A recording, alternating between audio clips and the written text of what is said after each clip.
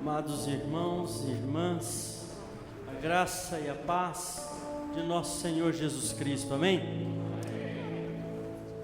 Queremos saudar, cumprimentar em nome da Igreja Metodista Central em Curitiba. Tenho o privilégio de acolher esse 31º Concílio Regional, nosso bispo, presidente desta sexta região e do Colégio Episcopal, bispo Dom Carlos Lopes, bispo convidado, bispo Paulo Tarso de Oliveira Lockman, da primeira região eclesiástica, nossos pastores, presbíteros, pastores, pastoras, delegados e delegadas presentes para este concílio, os nossos presidentes dos conselhos, diretores das instituições regionais, presidentes das federações de grupos societários, conselheiro regional de juvenis, nosso irmão, pastor Ivan Silveira Filho, coordenadora regional, departamento de crianças, nossa irmã Silvia Helena, todos os presbíteros aqui presentes, presbíteros nativos e membros da Coordenação Regional de Ação Missionária Coreã, demais visitantes, irmãos e irmãs, e também o nosso secretário executivo nacional da Igreja Metodista, nosso irmão Alexandre Rocha Maia. Também cumprimentamos nossa irmã Emília Belinati, representando aqui nosso prefeito e autoridades municipais. Amados, é um privilégio para nós estarmos aqui reunidos neste período de advento, de comemoração de que a história humana foi marcada pela manifestação de Deus no mundo, na pessoa do seu Filho, nosso Senhor e Salvador Jesus Cristo. Quero convidar a todos para nos colocarmos em pé para a leitura da Palavra de Deus. E nós estamos orando, e é nosso desejo que este concílio regional, como tem sido os nossos concílios, não seja apenas um encontro administrativo, mas continue sendo um encontro missionário, um encontro de avivamento, um encontro de renovo na vida de todos nós e de nossa região. Um concílio que sinalize, um concílio que se manifeste com uma mensagem profética do anúncio do Evangelho de Cristo para todos nós. Evangelho de Mateus, capítulo 2, versos 1 a 6. E assim nos diz a palavra de Deus: Tendo Jesus nascido em Belém da Judéia, em dias do rei Herodes, eis que vieram os magos do Oriente a Jerusalém e perguntavam: onde está o recém-nascido rei dos judeus? Porque vimos a sua estrela no Oriente e viemos para adorá-lo. Tendo ouvido isto, alarmou-se o rei Herodes e com ele toda a Jerusalém. Então, convocando todos os principais sacerdotes e escribas do povo, indagava deles onde o Cristo deveria nascer. Em Belém da Judéia, responderam eles, porque assim está escrito por intermédio do profeta: E tu, Belém, terra de Judá, não és de modo algum a menor entre as principais de Judá, porque de ti sairá o guia que há de apacentar a meu povo Israel. Amém? Podemos nos assentar. Amados, estes magos, nós podemos também chamar de sábios do Oriente, no uso de sua sabedoria, da sua ciência, puderam perceber os sinais que apontavam o caminho, os sinais que apontavam para onde eles deveriam ir para ter um encontro com o Messias, o Rei dos Reis, o Senhor dos Senhores. Eles, vendo, entendendo os sinais, eles caminham então para a terra de Israel. Mas lá chegando, eles precisaram de algo mais do que o sinal, que era a estrela, que do Oriente eles puderam enxergar, que os guiou até aquela terra. Eles foram buscar auxílio, orientação e receberam uma direção profética. Agora, não mais somente com os sinais, mas também com uma palavra profética, eles puderam ter um encontro com Jesus.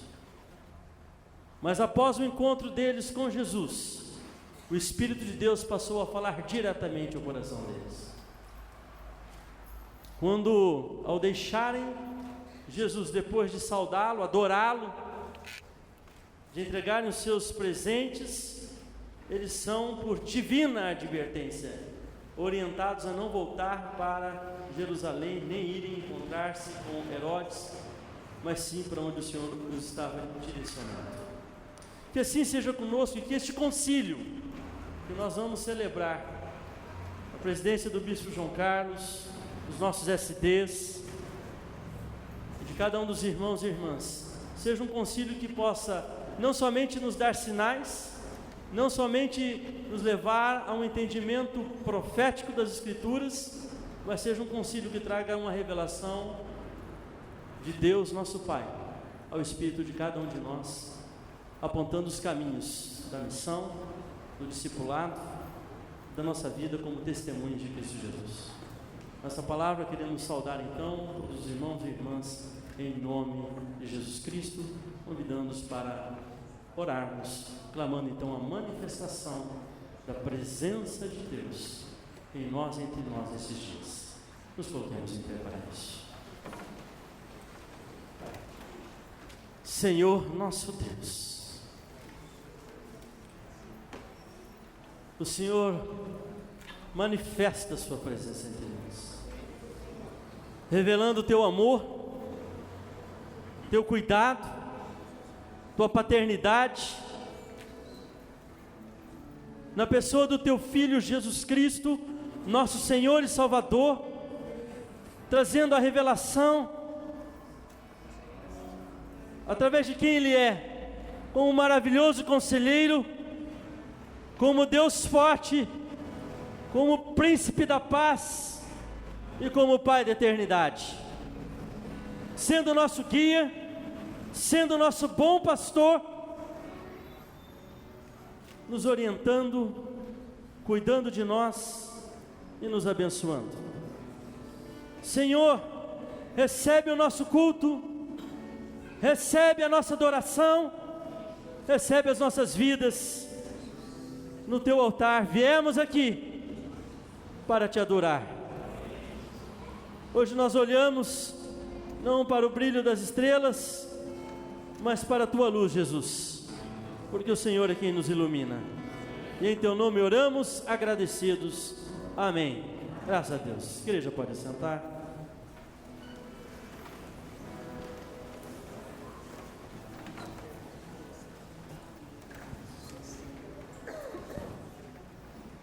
Irmãos e irmãs, graça e paz.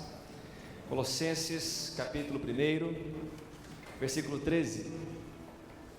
A palavra de Deus diz assim: Ele nos libertou do império das trevas e nos transportou para o reino do Filho do seu amor, no qual temos a redenção, a remissão dos pecados.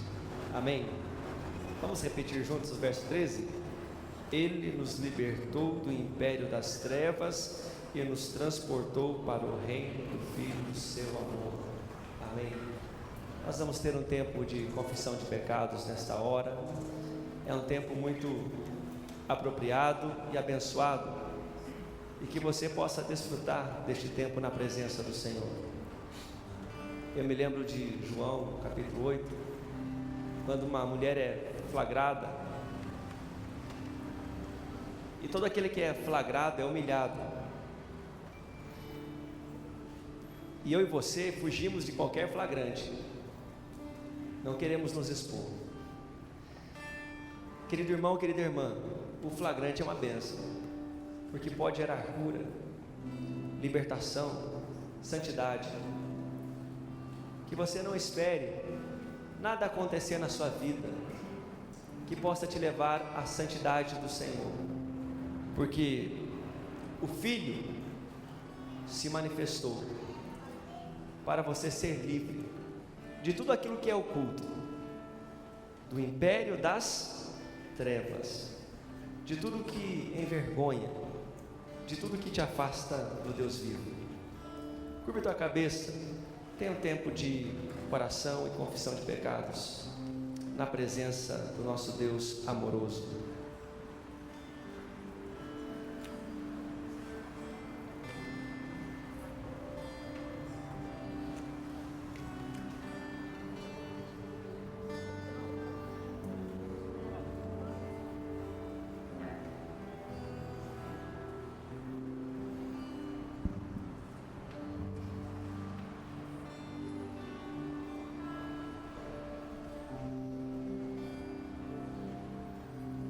Nossa gratidão,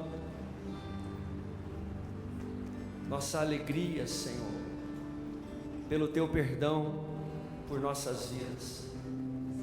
Nós sabemos que a luz do Senhor, manifestada em nossas vidas e em nossos corações, expõe todas as coisas, e não queremos nos esconder, nem ocultar nada em nossas vidas. Queremos que o Senhor nos transforme a cada dia. Queremos viver, Senhor, expostos no reino da luz, no reino do Filho. Nos arrependemos, Senhor, de coisas que dissemos, falamos, e até de coisas que visitam a nossa mente, os pensamentos, mas que nós sabemos que não concordam e que não cooperam com a obra, com o mover, com a presença do Teu Espírito em nós. Nos arrependemos, confessamos e entregamos, gratos por tão grande perdão, tão grande salvação manifestada a nós, em nome do Senhor Jesus. Amém. Amém. Vamos louvar ao Senhor. Ministério Restaurando, Tabernáculo irá nos conduzir. Aleluia, vamos colocar em pé, vamos estar prosseguindo em conhecer o Senhor a cada dia, nos rendendo ao senhorio de Cristo, porque a Ele toda a honra e toda a glória. Vamos aplaudir ao Senhor pela presença dEle, manifesta nesse lugar já, amém?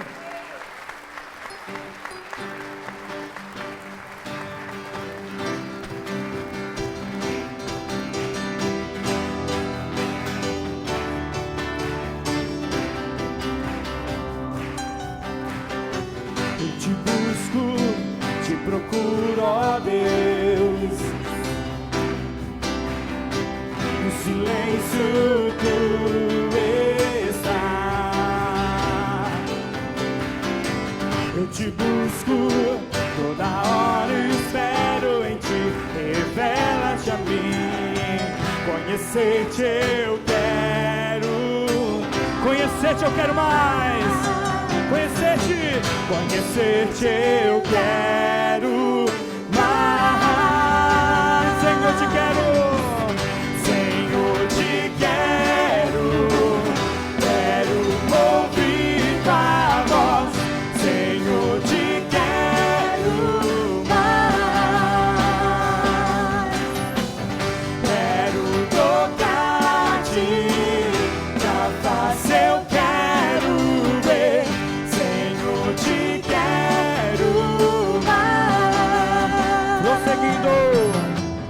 seguindo, para o alvo eu vou. Todos juntos, a coroa conquistar. Oh, aleluia, lutando, nada pode me impedir. Eu vou te seguir, conhecer-te eu quero mais. Oh, Senhor, te quero. Senhor, te quero. Quero ouvir tua voz. Senhor, te quero mais. Quero tocar-te. Da face eu quero ver. Senhor, te quero mais. Suas vozes declaram, Senhor, te quero.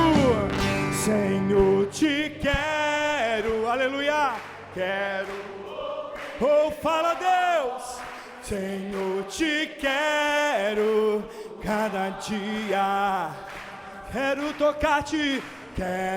tocar-te, tua face eu quero ver, Senhor, te quero mais. Senhor, te quero, quero ouvir tua voz. Senhor, te quero mais. Quero tocar-te, tua face eu quero ver. Senhor, te quero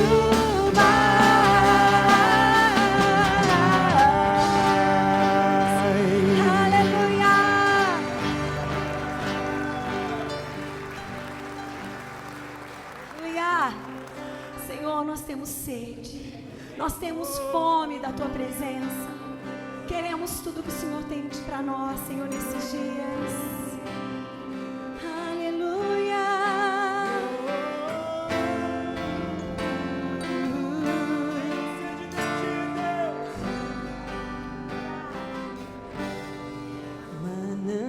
Manancial,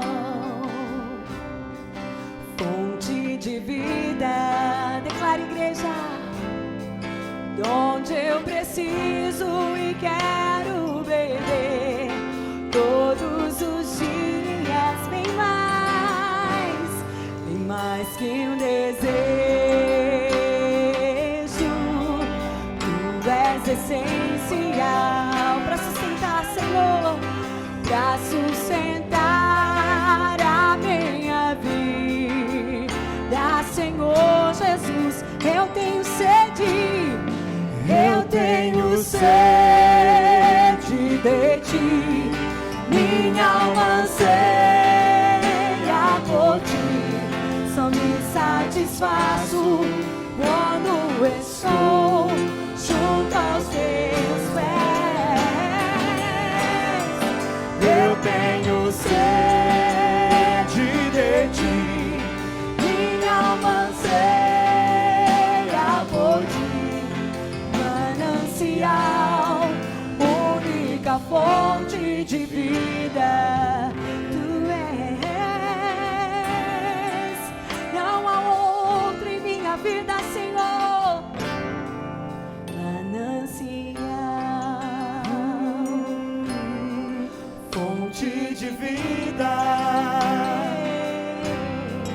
de onde eu preciso e quero beber todos os dias, bem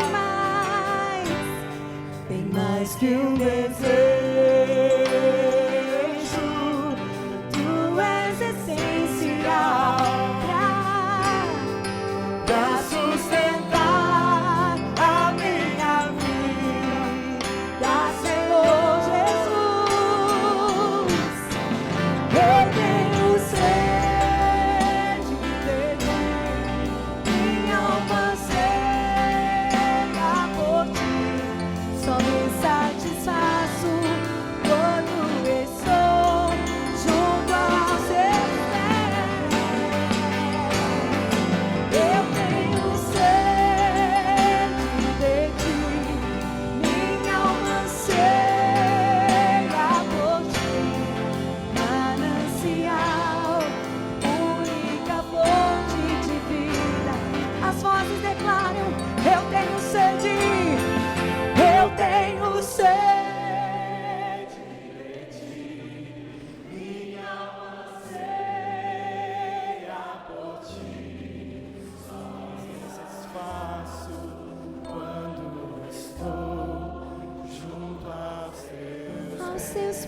Senhor. Eu tenho sede de ti, minha alma anseia por ti, manancial, única fonte de vida. Eu tenho sede, eu tenho sede, Senhor, anseia por ti, satisfaço quando estou junto aos teus pés.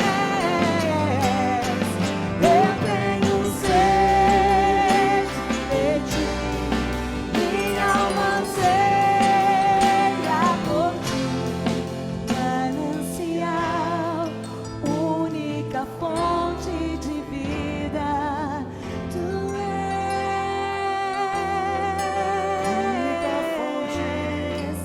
és Jesus, a ti toda Única a fonte honra, a glória, todo louvor a ti, Jesus.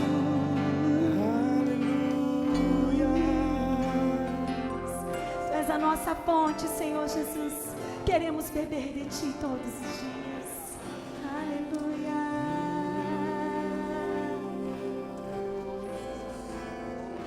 Aleluia. Que Ele vive, posso crer no amor, porque Ele Que ele vive.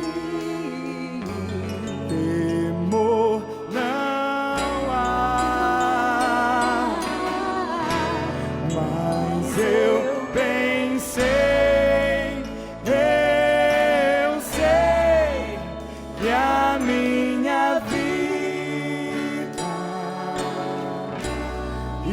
está nas mãos do meu Jesus que vive está.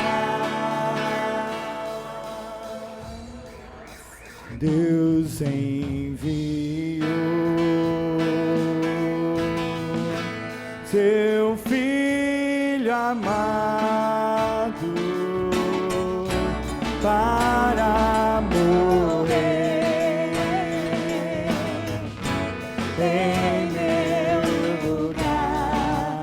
Na cruz sofreu, na cruz sofreu. Por nossos pecados, por meus pecados, mas ressurgiu E junto com o Pai está, porque Ele vive, posso crer no amanhã, porque Ele vive. Não há temor do amanhã, temor não há, mas eu bem sei, eu sei que a minha vida está nas mãos do meu Jesus que vive está. Aleluia. E quando enfim chegar a hora em que a morte enfrentarei, sem medo então, sem medo então. é vitória! Terei vitória, nos veremos, verei a glória do meu Jesus que vive está. Por quê? Porque Ele vive, posso crer no ar.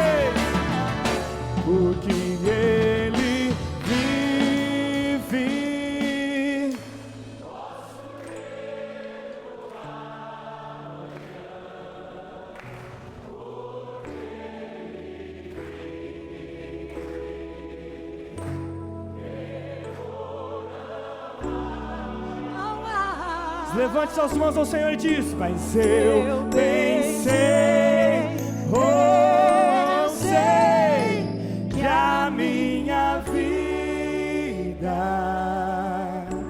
está nas mãos do meu Jesus, que vivo está.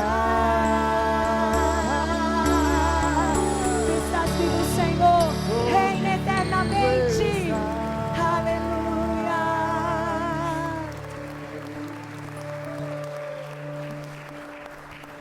Amém. Graça e paz, irmãos e irmãs. Como parte do nosso culto a Deus, da nossa adoração, da nossa gratidão a Deus, nós vamos ter um momento, a oportunidade de ofertarmos a Deus uma pequena parte do muito que Ele tem nos dado. Você pode abrir a sua Bíblia, por favor, para acompanhar a leitura, o mesmo texto da abertura do culto, em Mateus capítulo 2, versículo 10 e 11. Mateus capítulo 2, versículo 10 e 11. Diz assim a palavra do Senhor: vendo eles a estrela, alegraram-se imensamente. Entrando na casa, viram o menino com Maria, sua mãe, e prostrando-se, o adoraram. Então, abrindo seus tesouros, lhe apresentaram suas dádivas, ouro, incenso e mirra. Assim como os magos, naquele dia que foram adorar a Jesus, que nesse culto de adoração, louvor a Deus, nós também possamos apresentar ao Senhor o melhor que nós podemos fazer, com alegria do nosso coração. Pegue a sua oferta na sua mão, nós vamos orar, você mesmo pode orar dedicando essa oferta ao Senhor, em nome de Jesus. Nós te louvamos, ó Deus, pela tua graça manifesta na nossa vida, pela tua presença santa e notória neste lugar, ó Deus. E agora, Senhor, como forma da nossa gratidão, da nossa adoração ao Senhor também, nós devolvemos, ó Deus, entregamos no teu altar uma pequena parte do muito que o Senhor tem nos dado. Abençoe, ó Deus, e consagre em nome do Senhor Jesus. Amém. Enquanto os irmãos vão cantar mais um cântico, nós possamos ofertar com alegria. A alegria está no coração de quem já conhece a Jesus. A verdadeira paz só tem aquele que já conhece a Jesus. O sentimento mais precioso que vem do nosso Senhor é o amor que só tem quem já conhece a Jesus. A alegria está no coração de quem? Quem já conhece a Jesus. Verdadeira paz só tem aquele que já conhece a Jesus. O sentimento mais precioso que vem do nosso Senhor é o amor que só tem quem já conhece a Jesus. Aleluia! Aleluia! Aleluia! Aleluia!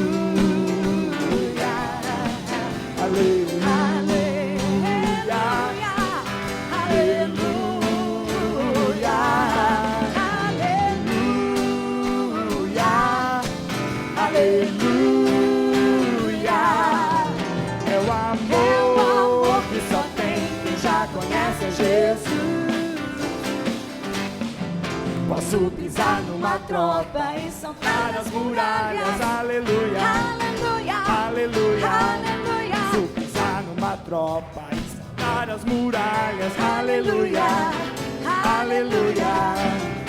Cristo é a rocha da minha salvação. Com Ele não há mais condenação. Posso pisar numa tropa e saltar as muralhas. Aleluia, aleluia, aleluia, Aleluia, aleluia, aleluia,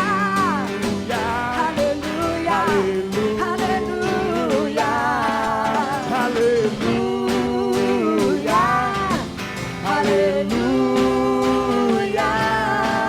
É o amor que só tem quem já conhece a Jesus. É o amor.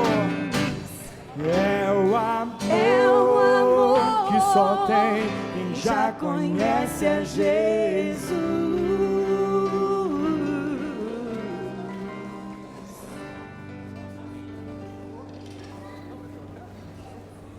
Irmãos e irmãs, graça e paz. Você que está em pé pode se assentar, por favor. Minha saudação a todas as pessoas que já foram saudadas aqui, mas eu quero lembrar de alguns que nós não podemos nos esquecer. O reverendo Nicanor, que é professor na Faculdade de Teologia, membro da igreja na 5ª região, está conosco também. Nós estamos alegres em tê-lo aqui, reverendo Nicanor.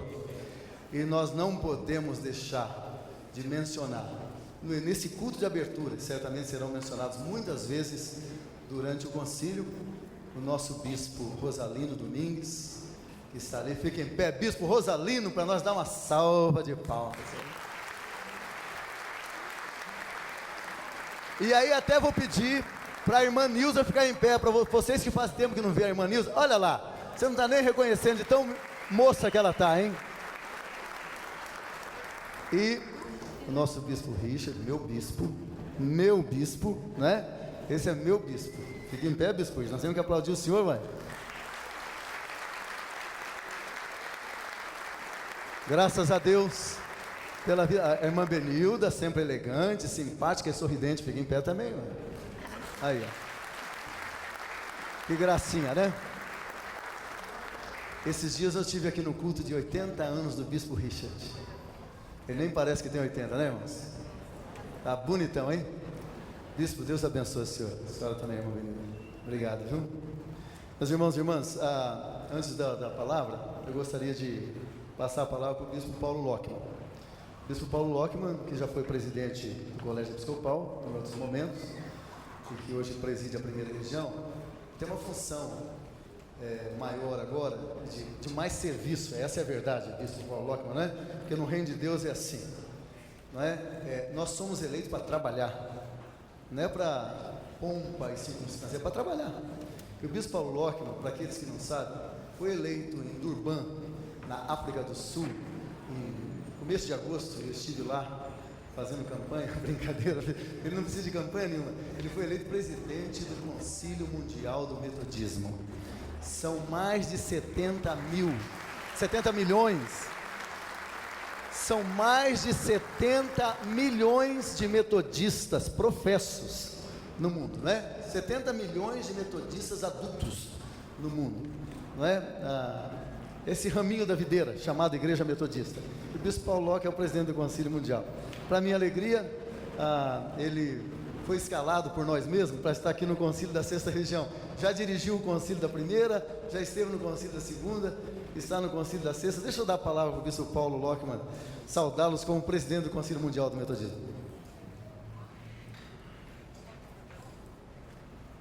Eu estou destinado a ser um conciliador. Tantos concílios, né? Uma região grande como a minha também. Se o bispo não for aquele fiel de balança, o circo pega fogo. Mas é uma alegria muito grande estar aqui com o bispo João Carlos, nosso companheiro de caminhada. A gente ri junto e chora junto. E preciso dizer para vocês que, de vez em quando, os motivos de chorar são intensos. Como a perda do nosso colega, bispo Adolfo, né? Em função do qual caminhamos para o próximo sábado termos um outro concílio. Mas não é exatamente a palavra que eu quero dar. A palavra que eu quero dar é saudá-los em nome da família metodista no mundo, que eu posso representar. O bispo João Carlos é testemunha de como Deus faz pelo seu Espírito as coisas, não só do que ele pode assistir, porque nós bispos temos uma visão privilegiada de acompanhar pastores no início, no meio da caminhada e alguns no término da caminhada ministerial pastoral. A gente assiste e vê Deus fazer grandes obras, né, na vida do ministério pastoral da igreja. Mas isto que aconteceu comigo, eu costumo dizer que foi algo surpreendente. De repente, um irmão nosso conhecido, apoiado por 2 bispos dos Estados Unidos, ligam para o bispo João Carlos dizendo: nós, sem que eu soubesse, nós queremos indicar o nome do bispo Paulo Lockman para presidente do Conselho Mundial Metodista. O João, que é meu cabo eleitoral, na mesma hora ficou entusiasmado e disse, não, mas a Igreja do Brasil também vai apoiar esse. Então aconteceu isso. Estamos presentes em 138 países. Neste concílio nós incluímos mais 2 países, né? 2 igrejas novas. Na verdade foram algumas igrejas novas, mas de países que já tinham participantes na família metodista. Mas o Nepal, que é um testemunho muito bonito, em que uma missão da Igreja Metodista da Coreia iniciou o trabalho em 91, passados exatamente 20 anos, em 2009 a Igreja do Nepal pediu autonomia e hoje são 25 mil metodistas no Nepal. E eu estou citando isso porque o Nepal, no horizonte religioso do mundo ocidental, é quase uma meca dos místicos, etc. e tal. Até o Dalai Lama já esteve mais uma vez no Brasil, né? Mas há uma sede muito grande de Deus e do poderoso Evangelho de Jesus Cristo naquela terra também. E nós metodistas, dentro daquela visão wesleyana, nada saber se não ganhar vidas, né? Wesley usou soul, almas, né? No Brasil, almas tem um negócio meio de alma penada, né? Um negócio meio espiritualista, né? Então a gente diz, nada saber se não ganhar vidas para Jesus. Esse é o mote e essa é a visão que hoje está impregnando o Concílio Mundial Metodista. Um bispo dos Estados Unidos disse para mim, Paulo, sabe por quê? Eu indiquei você junto, e aí citou outras pessoas, porque o Concílio Mundial precisa pegar fogo de novo com paixão pelas almas, paixão pelas vidas.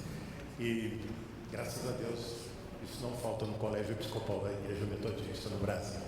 Nós queremos dar a nossa contribuição também nessa paixão pelas vidas, sem Deus, sem Jesus. Obrigado pela oportunidade, Deus abençoe.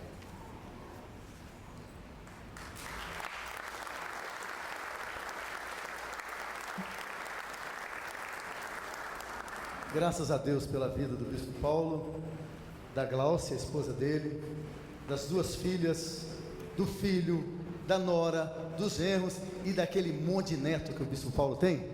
De vez em quando no colégio episcopal ele puxa a fotografia dos netos deles, eu puxo a das minhas, não é? Está ganhando ainda. Agora eu sou avô 2 vezes e meia, viu? 2 vezes e meia. Muito bem. A irmã Emília está conosco, já foi citada, representando o prefeito. Ao final desse culto eu quero que você dê uma saudação também, querido. A irmã Emília não é desconhecida de ninguém, é bastante conhecida pela igreja. Deus abençoe. Porque dele, por ele e para ele são todas as coisas. A ele, pois, a glória eternamente. Amém. Porque dele, por ele, para ele são todas as coisas. Porque dele, por ele, para ele são todas as coisas. Porque dele, por ele, para ele são todas as coisas. Porque dele, por ele, para ele são todas. Cante com força, a ele a glória. Glória, a ele a glória, a ele a glória, para sempre, amém.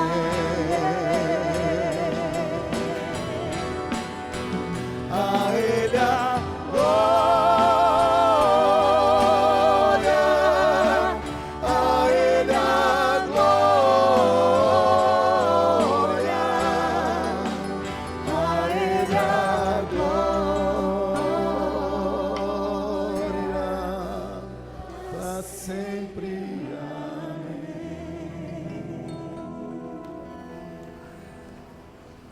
Você não vai precisar ficar em pé.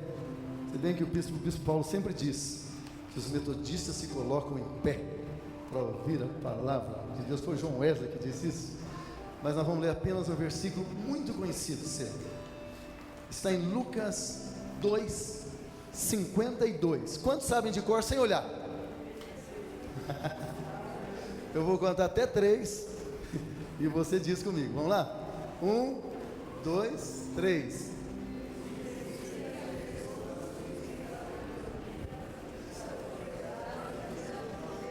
Vamos, Pitarela. E crescia Jesus em sabedoria, estatura e graça diante de Deus e dos homens. E crescia Jesus em sabedoria, estatura e graça diante de Deus e diante dos homens. A igreja está crescendo. Nós estamos num concílio e nós vamos tratar dessas coisas. A igreja está crescendo. A nossa igreja, a igreja metodista na 6ª região, está crescendo. A sua igreja local está crescendo. Na verdade, tudo o que é vivo e saudável cresce. Concorda comigo? Tudo o que é vivo e saudável cresce. Por outro lado, visto que as coisas saudáveis crescem, nós temos a tendência de inverter essa afirmação e pensar que tudo o que cresce é saudável. Não é verdade. Tudo que é saudável cresce, mas nem tudo que cresce, pastor Elias Pacelli, é saudável. Por exemplo, câncer é crescimento descontrolado de algumas células. É crescimento doentio. Nem tudo que cresce é saudável. Por exemplo, pastor Elias, a torcida do Corinthians cresce também. Opa! Nem tudo que cresce é saudável.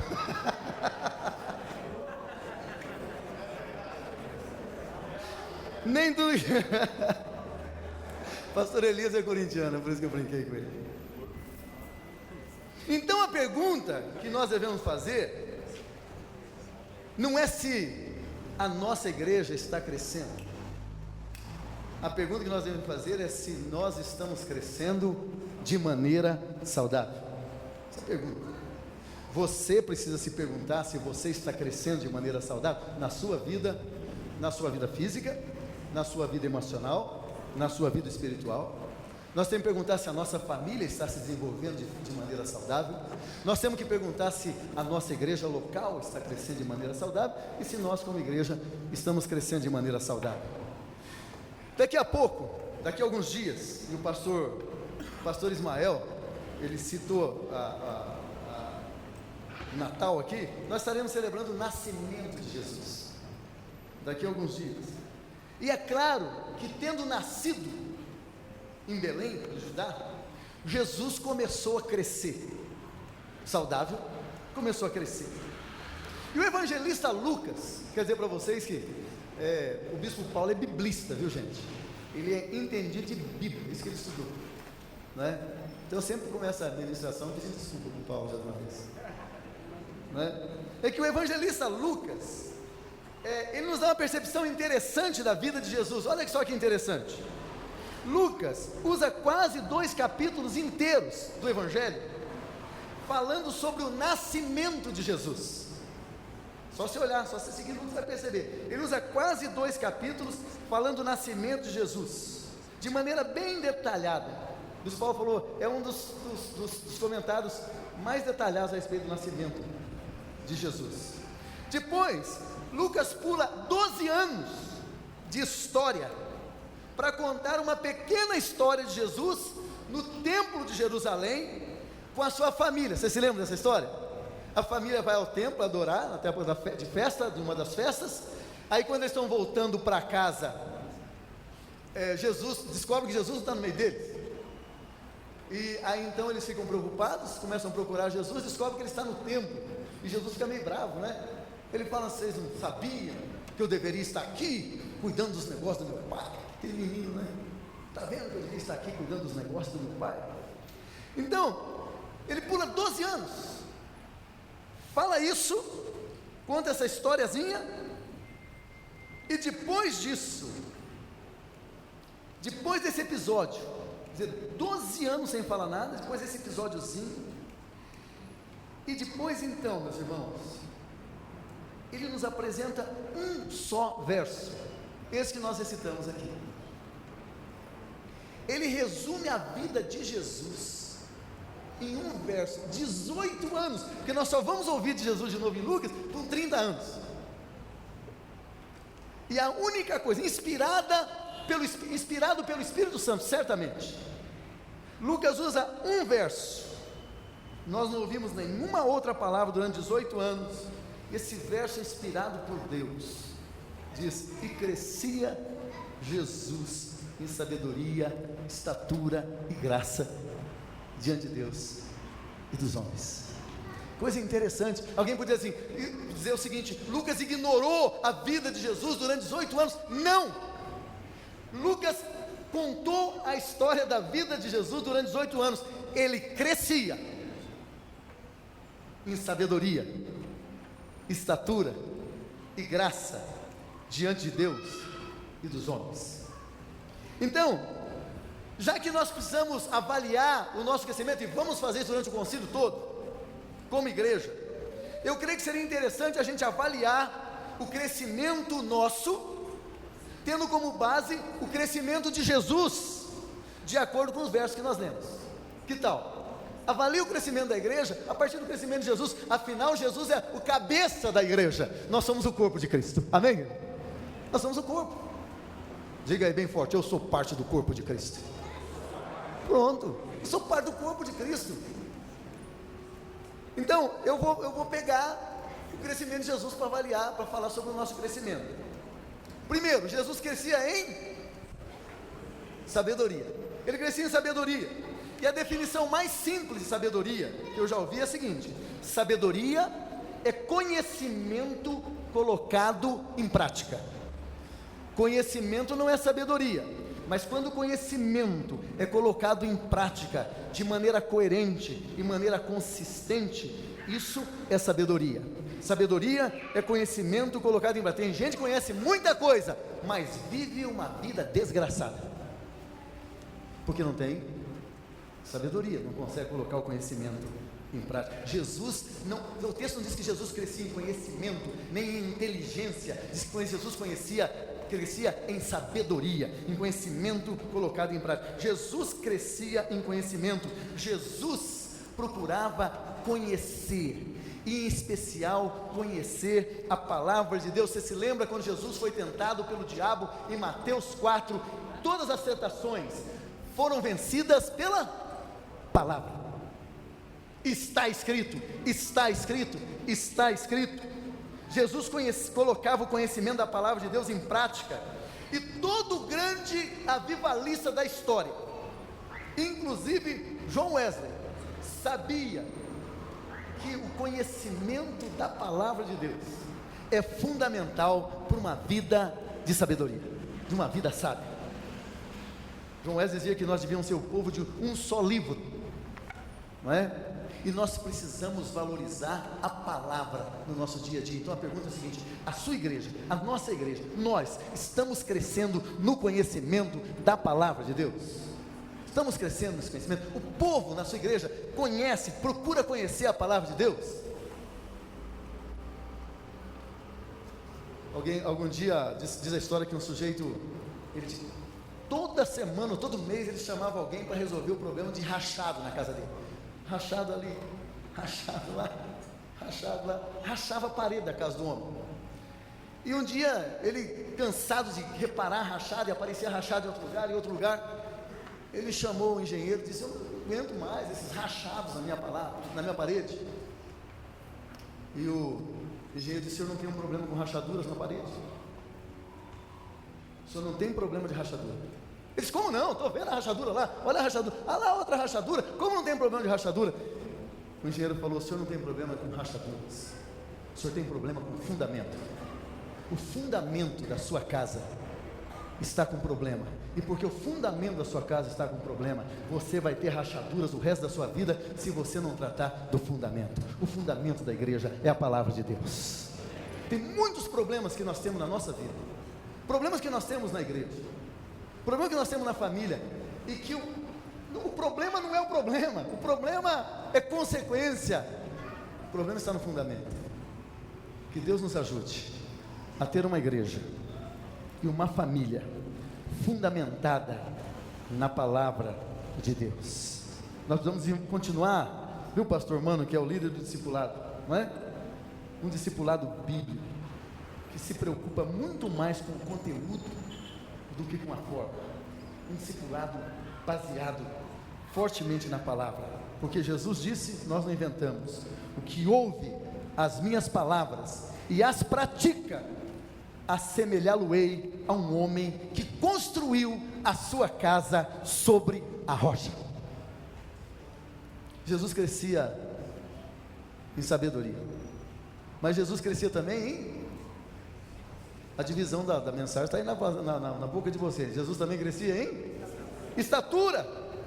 Jesus não continuou um menininho. Na verdade, o menino Jesus não é suficiente para nós. Eu celebro o Natal, mas no meu coração está também a Páscoa. Não dá a paixão e a ressurreição. Não dá para você celebrar o nascimento de Jesus só, isso não é suficiente. O nascimento de Jesus, para nós, tem que estar vinculado à Sexta-feira Santa e à Páscoa. É só isso que faz sentido para nós. Jesus não continuou menino, a sua presença física no mundo se desenvolveu, e a igreja é hoje a presença de Jesus no mundo. Nossa presença física precisa se desenvolver também. Na verdade, o crescimento físico da igreja, o crescimento numérico da igreja, não é a única medida, mas é sem dúvida uma maneira de medir se a igreja está saudável ou não. Alguém poderia argumentar, Deus não se preocupa com números. Ah não? Como é o nome do quarto livro da Bíblia mesmo? Hã? O nome do quarto livro da Bíblia é Números. Por que será que e fala de números o tempo todo? Na verdade, por que Deus se preocupa com números? Porque nós temos a tendência de contar, nós só contamos aquilo que é importante para nós. Não é verdade?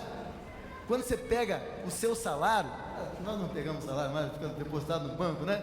Mas quando você pega o troco, dinheiro é importante, então você conta, não conta?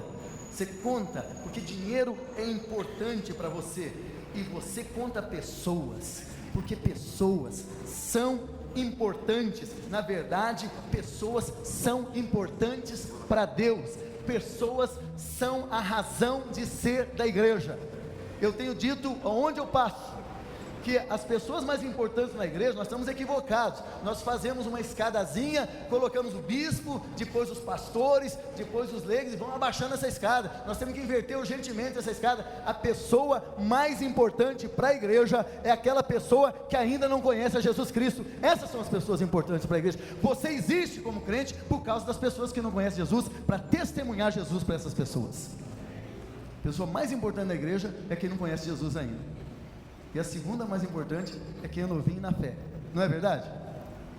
Eu já estou contando os netos agora, né? Mas quando nasce uma criança na casa, toda a atenção volta para essa criança, verdade ou não? Quando nasce um bebê na família, quem é que nasceu um bebê há pouco tempo aí na sua casa? Deixa eu ver. É verdade, Cristiano. Cristiano, o bispo Paulo, toda vez que você perguntar isso, o bispo Paulo vai erguer a mão. Porque 2 meses, né? O netinho dele. Vai dizer para mim que toda a atenção não voltou para o Nicolas, para o Nicolas. Toda a atenção da gente se volta para o recém-nascido.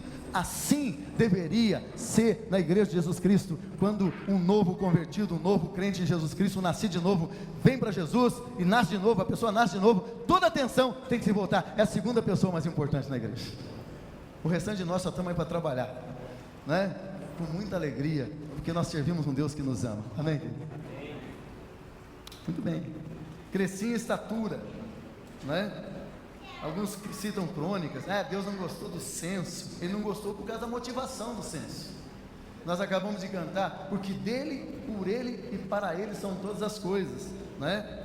Os reis estavam pensando que para mim, de mim e por mim são todas as coisas. A motivação do censo não agradou a Deus.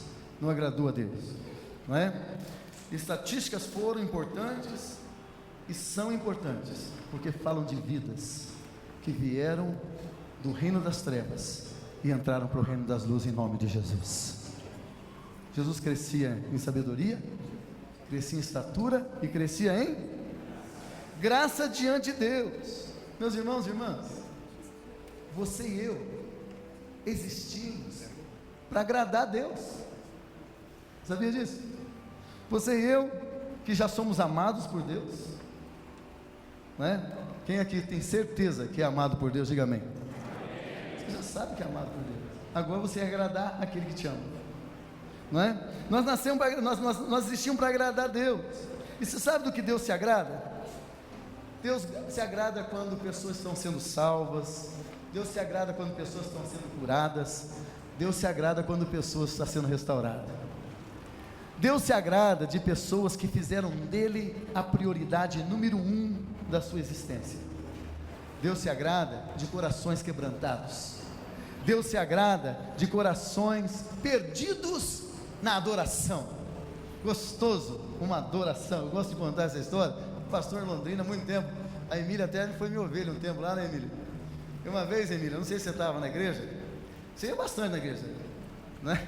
Mas uma vez nós estávamos na igreja e tinha um sujeito sentado no primeiro banco aqui, casal, vou dizer o nome, Reginaldo Monteiro, estava sentado, e aí na hora do louvor, o Reginaldo estava louvando e tal, e terminou o louvor, aí o ministro do louvor falou, podem sentar, todo mundo sentou, e o Reginaldo Monteiro ficou lá assim, todo mundo sentado, e o Reginaldo, parecia até o Dom, né? Mas aí eu fiquei em pé e não sabia muito o que falar, mas eu aprendi com o bispo Richard que o pastor sempre tem que orientar a igreja o que está acontecendo. Aí, bispo Richard, eu falei, meus irmãos, ali é mistério. É um mistério que está acontecendo ali. Brincadeira, eu falei, meus irmãos, Deus deve estar agindo na vida do irmãozinho ali, vamos esperar um pouquinho, fique em oração. E ele lá, de repente ele fez assim,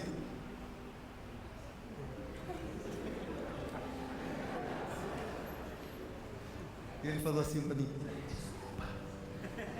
eu me perdi na adoração.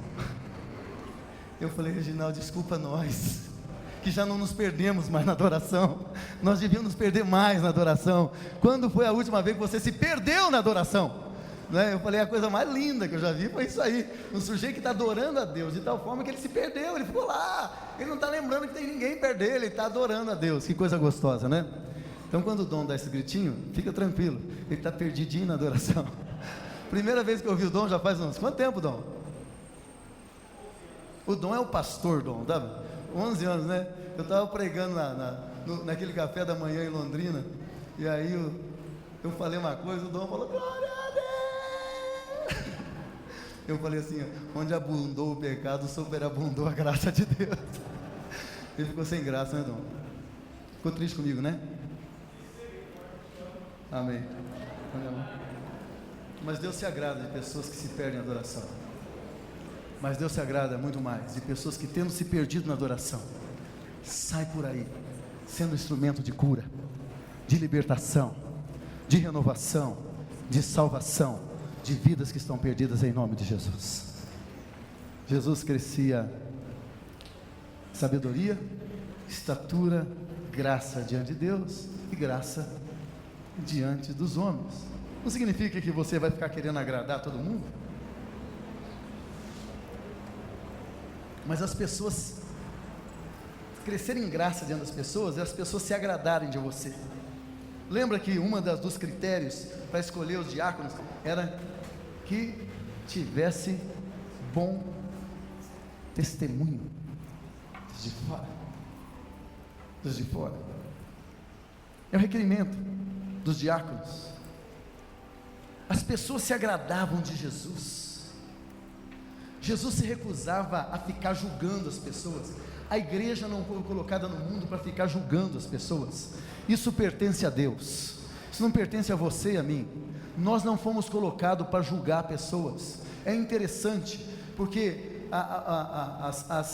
os conceitos, né, as figuras para o cristão é luz, sal, fermento. A luz não critica as trevas. A luz não fica longe das trevas criticando as trevas. A luz entra no meio das trevas e ilumina as trevas. Foi para isso que a igreja foi chamada. A luz não fica julgando as trevas. A ação da luz ilumina, não julga, destrói e toma conta. Você não foi chamado para julgar, nem eu fui chamado para julgar. As pessoas se agradavam de Jesus. É interessante que quando Jesus cita Isaías 61, em Lucas 4, não é? Quando ele fala que ele veio para anunciar o evangelho, para curar e tal, e aí em Isaías assim, e o ano da justiça do nosso Deus. Em Lucas, Jesus corta essa parte, ele para nessa parte, ele não quer, é o ano da justiça do nosso Deus, ele não está preocupado com isso, ele está preocupado com a restauração, com a cura, com a libertação. Essa é a preocupação da igreja, essa é a preocupação fundamental da igreja, instrumento de transformação. Uma igreja em missão é manifestação da luz no mundo de trevas. Uma igreja em missão é manifestação do perdão no mundo de ódio. Uma igreja em missão é manifestação de graça no mundo que vive julgando. Uma igreja em missão é o bom cheiro de Jesus num mundo que precisa de salvação. E aonde você... Eu me lembro, isso era mais em Londrina, hoje já não ouço mais tanto assim. O que será que aconteceu? Mas a pessoa diz assim, eu estava num lugar, de repente passou uma pessoa tão dominada pelo mal, que eu senti, tem gente que fala assim, eu senti um cheiro de enxofre. Quem já ouviu isso aqui? Alguém falar isso? Tem? Quem já ouviu isso aqui? Eu senti um cheiro de enxofre. Outro diz assim, olha, eu me arrepiei. O pastor Samuel, que já nos deixou, né? Ele diz assim, estou tudo arrepiado. Ele não falava arrepiado, falava arrepiado. Estou tudo arrepiado. E eu falo assim, tá certo, que a gente sinta o cheiro e a presença do mal, está tudo bem, mas o mal não é mais poderoso do que o bem. O diabo não é mais poderoso que o nosso Deus. Se eu sinto o cheiro do mal, quando eu passo, as pessoas têm que sentir o cheiro de Jesus também, aí fica melhor. Já pensou uma pessoa falando, passou alguém aqui, estou sentindo o cheiro de Jesus, porque a Bíblia diz que eu sou o bom perfume de Jesus, o bom cheiro de Jesus. Já pensou você passando na rua e a pessoa dizendo, estou sentindo o cheiro de Jesus, e é você que está passando. Graça diante dos homens. Sabe por que as pessoas gostavam de Jesus? Porque Jesus gostava da multidão. A gente tem medo da multidão, mas Jesus gostava. Jesus, toda vez que ele via a multidão, né, ele sentia medo e punha a mão no bolso, é isso? Ele via a multidão e sentia compaixão. É bacana, né? Várias vezes, né? Lembra na multiplicação dos pães? Jesus ficou sabendo que João Batista tinha morrido, ele ficou chateado. Jesus ficou muito chateado quando João Batista morreu. Ele atravessou o lago de Genezaré, né? Mar da Galileia. Ele atravessou e a multidão que gostava dele foi por volta para encontrar ele do outro lado. E aí ele falou, ele estava triste, enlutado, saiu para ficar sozinho. A multidão veio e acompanhou Jesus, tinha 5.000 homens, sem contar as mulheres e crianças. E quando Jesus viu aquele povão chegando, ao invés de falar, para de me encher a paciência, meu amigo morreu, vocês vêm me perturbar ainda, a Bíblia diz assim, ele teve compaixão, curou seus enfermos. Coisa gostosa. Não tem jeito de não gostar de um sujeito desse. Não tem jeito de não gostar de uma igreja que se preocupa com as dores do mundo, se preocupa em abençoar a humanidade. Não tem jeito de não gostar de uma igreja assim. Isso é crescimento saudável. Nós vamos falar sobre crescimento. Isso é crescimento saudável.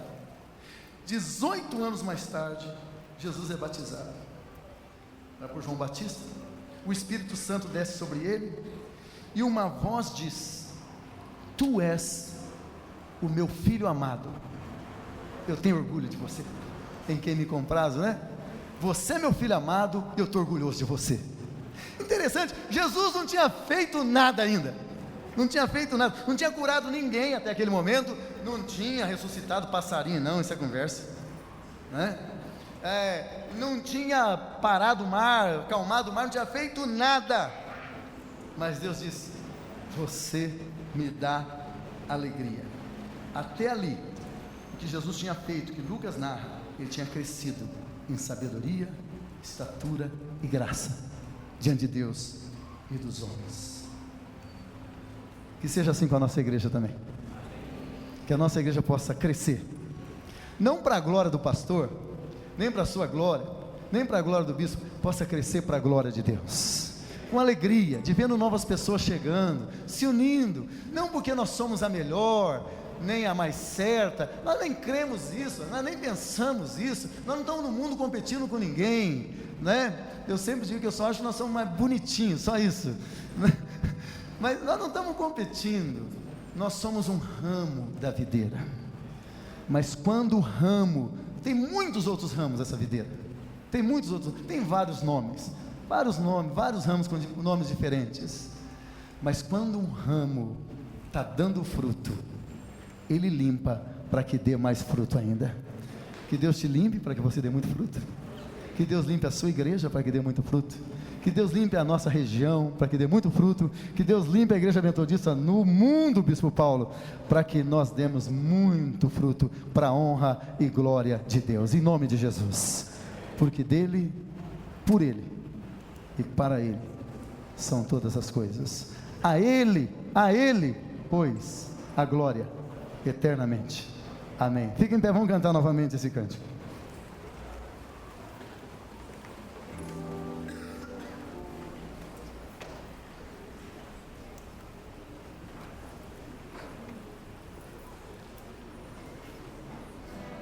Porque dele, por ele, para ele são todas as coisas. Porque dele, por ele, para ele são todas as coisas. Porque dele, por ele, para ele são todas as coisas. Porque dele, por ele, para ele são todas as coisas. A ele a glória, a ele a glória, a ele a glória, para sempre, amém. A ele a glória, a ele a glória, a ele a glória, para sempre, amém. Dê a mão para a pessoa que está do seu lado e ore para que essa vida cresça em todos os sentidos diante de Deus, e para que a igreja que essa pessoa representa possa crescer na presença de Deus. Profetiza crescimento equilibrado, crescimento abençoado. Profetiza sobre essa vida, profetiza sobre as igrejas, profetiza sobre a nossa região, em nome de Jesus. Faz isso, meu querido, faz isso, meu irmão, abençoa essa vida.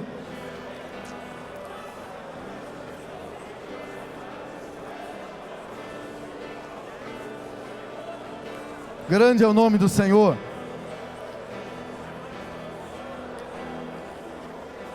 Bendito seja o teu nome, Senhor.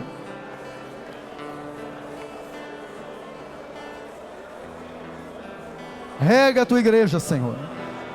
Fortalece a tua igreja, meu Pai. Domina sobre a tua igreja, meu Deus, para que a igreja possa crescer para a honra e glória do teu nome, em sabedoria, em discernimento, que a tua igreja possa crescer em estatura, numericamente também, ó Pai, possa expandir com a presença metodista em todos os cantos desse país, e nessa região, em cada cidade desses 2 estados, meu Pai. Dá graça para a tua igreja, Senhor. Ajuda a tua igreja a crescer em graça diante de ti e diante, Senhor, da sociedade, sendo bênção, sendo instrumento de bênção, instrumento de luz nas trevas desse mundo, ó Pai. É a nossa oração em nome de Jesus. Amém, amém. Graças a Deus. Pode sentar, querido. Eu vou dar a palavra para a nossa irmã Emília Bellinati, o nosso prefeito. A Igreja Central, em nome do concílio, mandou convite a todos. Pode vir, querida. O convite a todas as autoridades. E o prefeito, não podendo estar, nos enviou a Emília. Fez um bom envio. Está muito bom. Boa tarde, graça e paz a todos. Me alegro muito quando o prefeito Luciano Dutti me designa para representá-lo em igrejas evangélicas. Eu dou graças a Deus, louvo a Deus, digo, Deus, que compromisso gostoso. Às vezes você vai em alguns lugares e é difícil você conseguir ficar durante todo o tempo ali, né, sorrindo, feliz e alegre. Mas num lugar como esse é impossível a gente vir e não ser grata a Deus pelo privilégio e oportunidade que Deus me dá. A igreja, o bispo, eu louvo a Deus pela vida do bispo João Carlos, da Aldir, da igreja metodista, todos os meus bispos, Richard, bispo Rosalino, todos os irmãos da igreja, bispo Paulo Lockman, dou graças a Deus por sua vida também, por longos tempos que nós pudemos estar juntos com o Senhor. A igreja metodista foi aquela que estabeleceu fundamentos na minha vida. Louvo a Deus, amo vocês, vocês são preciosos diante de Deus. E agora eu gostaria de falar em nome do prefeito Luciano Dutti. O prefeito pediu que eu viesse aqui, pedisse desculpa por não poder estar presente, trouxesse o abraço dele, que desse boas-vindas para todos aqueles que não são de Curitiba, para aqueles que são de Curitiba, a bênção do Senhor sobre a vida de vocês. Mas eu gostaria de dar um testemunho muito importante aqui. Sabe que as autoridades estão olhando para vocês, para a Igreja de Cristo, Igreja Evangélica, Igreja Metodista. As autoridades estão olhando para vocês, para a igreja, como a melhor escola de cidadania que se tem no seu estado, na sua cidade. Sabe por quê? Porque a igreja transmite valores e princípios que vão nortear a vida do cidadão, para ele cumprir com o seu dever como cidadão, para cumprir com o seu dever como pai de família, como filho, como jovem, como adolescente, pagando os seus impostos, vivendo a sua vida com retidão. Aonde a presença de cristãos, há a presença de cristãos, não tem droga, não tem bebida, não tem alcoolismo, não tem confusão, não tem violência. Onde a igreja de Cristo se reúne em eventos, não é necessária a polícia para conter confusão. Todos os governantes estão entendendo isso, que a presença da igreja de Cristo traz a presença de Deus, e onde há a presença de Deus, as trevas fogem. Então eu estou aqui com muita alegria, trazendo o abraço do prefeito e dizendo para a igreja: cresça, seja uma igreja que cresça em todos os sentidos, em graça, estatura e sabedoria, diante de Deus e diante dos homens. Os homens estão observando a igreja e o povo de Deus. Deus abençoe vocês. Um abraço do prefeito. Tenho conversado com o governador Beto Richa, a Fernanda. Eles têm entendido a importância da parceria com a igreja evangélica. A igreja evangélica está sendo observada pelo mundo. Então que o nosso cheiro possa exalar nessa cidade, né? Não só de Curitiba, no Paraná e Santa Catarina, na 6ª região. Deus abençoe a vida de cada um. Bispo, muito obrigado por esse privilégio. Deus abençoe. Amo o Senhor, amo o Aldir e todos vocês. Bispo Lockman, nós temos alguma coisa em comum. Eu já tenho um bisneto, lindo, maravilhoso, quase tão lindo quanto o neto do Bispo Lockman. Mas ele chama Nicolas também, é uma bênção de Deus. Deus abençoe. Nossa, Emília, o tempo passa mesmo, hein? A Emília é bisavó, que é isso, hein? Vocês entenderam por que eu preguei primeiro? Ela é pregadora também. Graças a Deus pela vida da Emília, da nossa saudação lá para o prefeito, viu, querido? Deus abençoe. Vamos ficar em pé. Vamos receber a bênção? Nós vamos receber a bênção, nós vamos sentar, receber as orientações com o pastor Ednei, que é meio chefe aqui da infra, tá bom? E aí então, aí nós vamos sair, vocês vão ver que nós vamos ter que sair rapidinho, e todos os atletas subirão a pé, até o 5º andar. Para testemunho eu vou junto, tá bem? Todos os atletas vão subir a pé, né? Porque tem um elevador e 500 mil pessoas. E nós vamos chegar lá, 3h30.